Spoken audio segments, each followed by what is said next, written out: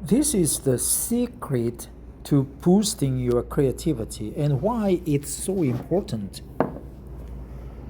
Amico Frenzen for Reader's Digest by Caroline Fanning, published on July 24th, 2026. Today is August 4th, so it's only 11 days old. Listen to this article now, not now.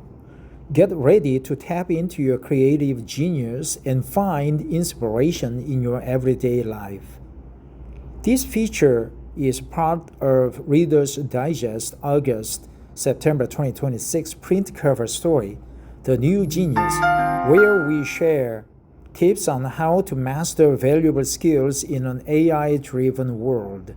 For those who wish they were more creative, it can be tempting to ask ChatGPT to come up with a new bedtime story for the kids or suggest a way to decorate the living room. But true creativity can't be outsourced to tech tools. It needs the human touch. There are many myths about creativity that you need to be a genius or that it only applies to the arts, says James C. Kaufman, who researches creativity at the University of Connecticut.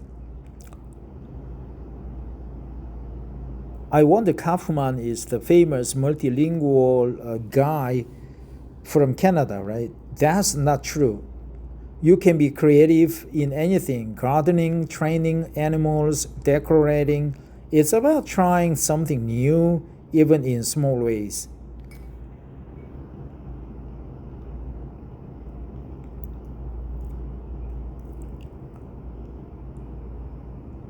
The payoffs for doing so: how about being happier and healthier? Research published in Nature Communications last year suggests that creative pursuits slow the aging of our minds. Even better, the effect is not tied to talent. The more the study participants challenged themselves creatively, the younger their brains appeared.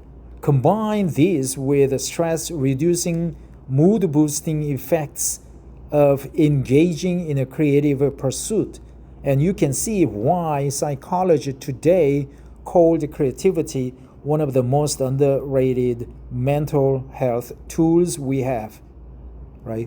Grossly underreported,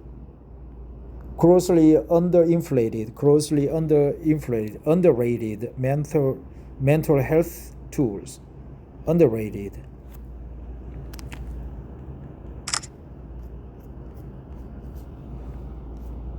However, these benefits are lost when we take technological shortcuts.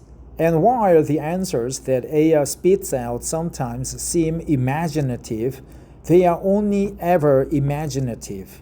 Take Shy Girl, the novel that Hatchet Book Group canned in March after speculation emerged that the story was partially written by AI.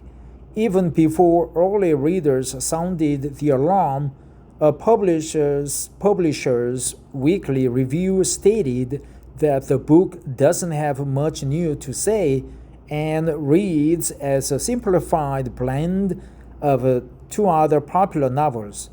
AI relies solely on existing information, but the human mind can push further, Kaufman says, going beyond what we already know to reach something entirely new. One way we achieve this is by connecting unrelated information, which can lead to wholly original concepts. As an example, Kaufman cites Lars and the Real Girl, a 2007 Oscar nominated film about an awkward man whose social skills improve when his girlfriend, a human like doll that he treats as real, is around. Nothing the difference that the doll makes. The man's family, too, starts pretending she's real. Well, It's this moving drama that makes no sense, Kaufman says, and yet it works.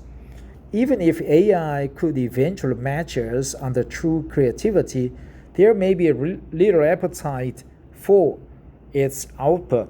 Anyway, a Columbia University study published in the Journal of Experimental Social Psychology this January found we are less moved by art and poetry that we know is computer generated. But why? Because there's no emphasizing or searching for meaning in the choices the artist or the writer made, because a person didn't make them. That's what really evokes awe, explains Rebecca Ponce de Leon, one of the Columbia researchers. And those processes are dampened when we look at AI art. Kaufman adds, if we continue down this path where we outsource thinking, we won't get this big creative genius like a Shakespeare or Mozart. But the bar for brain-boosting creativity isn't penning Hamlet or composing the Marriage of Figaro. Read on for some ways to get the creative juices flowing. Get Reader's Digest. This is Adverb. A read-up newsletter for more knowledge, advice, fun facts, humor, cleaning, travel, and tech all week long. Start with what you love. Think about your passions, says Kaufman. Is there a way of shifting that from something you consume to something you produce? That doesn't mean music lovers suddenly need to take up the saxophone, though it certainly can't. But they could simply turn their passive listening into something like thoughtful playlist curation. Try something new. For dinner tonight, cook something you've never made before. Use a recipe if you must, but tinker with it. Maybe you love chasing that sandwich at the dinner with a pickle so much that it inspires you to mix a bit of brine into your next batch of tuna salad. Take baby steps. Change something you routinely do, even if only a little bit. Find a new way home from work that GPS did map. Kaufman suggests, or use the knowledge you gained from doing a fitness routine during the week to build your own new workout for the weekend. Take baby steps. Practice, practice, practice. If only it were as simple as painting your walls green. So much of how to be creative is boring and not what anyone wants to hear, says Kaufman. It's almost the opposite of AI, which is used to spend the least amount of effort. Creativity requires spending a lot of effort, but that effort ultimately makes us more content and keeps us cognitively fit for longer. Take baby steps. Why trust us?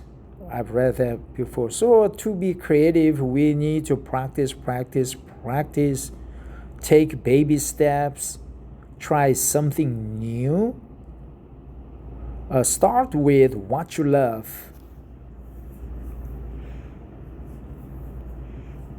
Okay, not much a substantive article, right? I thought they would give a detailed guidelines, but basically it's a scratching on the surface. But from this article, we could take away this expression, take baby steps, right? Take baby steps. Thanks for listening. Have a great day. Bye-bye.